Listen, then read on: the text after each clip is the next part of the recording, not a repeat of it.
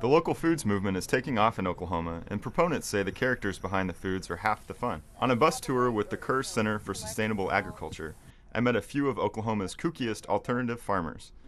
The morning began at the Sunrise Acres Farm in Newcastle, where Robert Stell and his wife Barbara grow organic produce. It's just the two of us that work about a 2-acre garden plus about 9,000 square feet of greenhouse, and we do use some of the older techniques. The retired couple built funky tools out of old shovels and chairs to help them weed their gardens. We have a wheel hoe, which is like a hoe with a wheel on it, so that it's not, I don't know if it's old or new, but it works for us.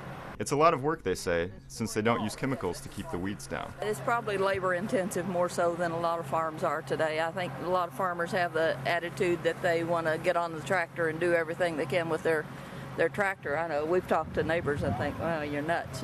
The next stop was at Sailor Orchard in Blanchard, where a loudmouth sailor named Robert Merkel seems to have a love-hate relationship with his peach trees.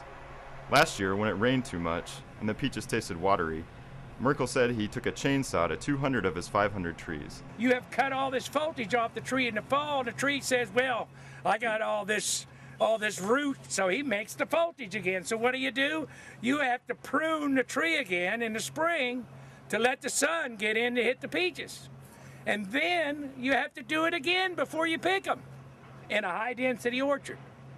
So what I tried to do is make it a medium high-density orchard. I cut every other tree out. So I wouldn't be pruning or picking all the time.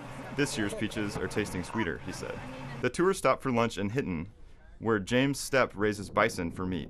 Stepp says what he's really selling is the story of a creature that has roamed the prairie in this area for thousands of years. Buffalo were perfectly suited for the land. We've got to find better sources of food that is healthier for us, and the buffalo is the perfect answer for that. Finally, I met George Christian of the Christian Cheese Company in Kingfisher. He joked about times when ministers have told him his cheeses are sacrilegious because he puts his last name on his products. But Christian said he makes some of the best cheese in the state, and he doesn't use growth hormones in the process. We make 23 different varieties of cheddar. We also make a raw milk cheddar, which we have to age 60 days before we can sell it.